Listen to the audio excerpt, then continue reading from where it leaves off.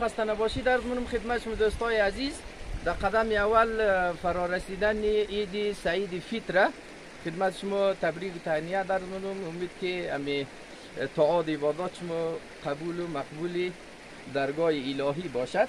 بعد از او با حضور دوستای عزیز امروز امور رقم می‌بینین در یک دره بسیار زیبا تشریف داره. هر کدام دوستا علیرضا دولتی و رجب احمدی امروز پسرش احمدی کوچک تشریف داره که هر کدام 20 تکان میده بلدش ما و عید سعید فطر خدمت شما تبریک تهنیت عرض می‌کنیم. امید تعاد عبادات شما قبول باشه و امور رقم می‌بینید بسیار یک جای زیبا دلنشین سرسبز با صدای پرنده و صدای آب و ادامه گزاریشو از سر کوه ما گرفته بودم با همکاری آقای دولتی و ایمار هم که میبینین از این کربلایی دولتی لطف کده ایره گرفته و ایده دیست از ما فعلا قرار داره. آره دهان خورم باز منه و ما خیلی هم ترسیدیم. البته ایر دوستا خوب میدنه آشناها که ما اهل مار گرفتن نیم و خدمت شما که عرض شوه در مسئله گرگ و روبا و ایگپا اینجا طبیعیه بخی یگان دانه سنگ پوشت گپا هم گرفتیدیم که ما در ادامه ازی باز میمون در ادامه ویدیو در خدمت شما بینگردید و از کوهستان ها ما عکاسی کردیم. خلاصه جای شما خالی و نمایش میمانیم هم زیبایی های کوهستان های قزوین علموده.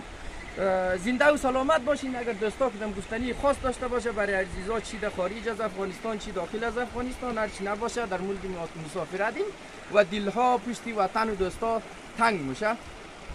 موفق و کامگار و کامیار باشید. کدام چیز گفتنی دارید آقای احمدی شما؟ نه بیادر چی گفتنی داشته باشید ان شاءالله که با دوستا و رفقا هر جایی که هستن خوب و خوش و سر حال باشن. همین برای ما کافی است.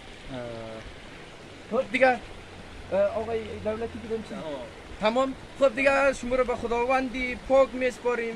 دوباره امی عید سعید فطر خدمت شما مبارک باد عرض می‌کنیم و دیگه این شما و البته ناگفته نمانا این ما بچه‌ها آینه است و می‌خوایم راهسازی کنیم. بچه‌ها نمیخواد اذیتش کنیم. آره گفته باشیم که آره یک وقتی با واکنش مدافعین محیط زیست بر نخوریم ما این ما رو ما دوباره به محیط رها مونیم برگرده با آغوش گرم خانواده. همینجا رها می‌کنیم. همه فیلم هم داریم براتون. آره شما میتونید بله اینم رهاسازی مار بود آغوش خانواده شی. بله خب نگفتن همانه دوستای عزیز که اینجا خیلی حیواناتی مثل گراز خیر گرگ یک چیز طبیعیه اینجا کاملا روبای گپا زیاده خرگوش هم داره دیگه که بعضی از دوستا دیدم متاسفانه ما موفق نگرفته و دستگیر کده از اونا نشده دیگه خلاصه از توان هم نیه ولی ناف میده و خدمت مکرد شود از انواعی گیاه ها بگیم همون رقم که میبینیم کاملا سبز اینجا و دره داره در پایین هرچی پایین تر بری جذابتر و دلچسبتر میشه این منطقه و دیگه بیشتر از این دوستای عزیز وقت شما را نگیرم. اینجا علمود قزوین است و میتونید که تماشا کنین بازم سنگپوشتای نازنین است و یک ماری که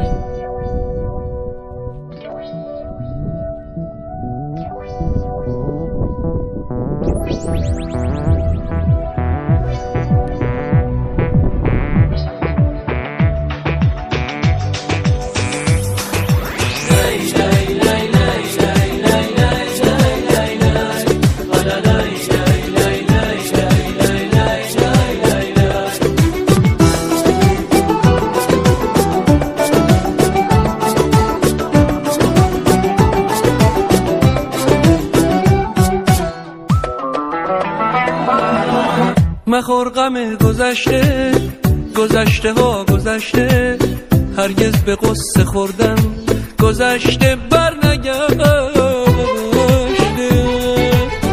به فکر آینده باش دلشاد و سرزنده باش به انتظار طلعت خورشید تابنده باش کم صفا کن رنج و غم و رها کن اگه نباشه دریا به قدر اکتفا کن. آب کم صفا کن گذشته رو رها کن، اگه نباشه دریا به قدر اکتفا کن، به قدر اکتفا. لای لای لای لای لای لای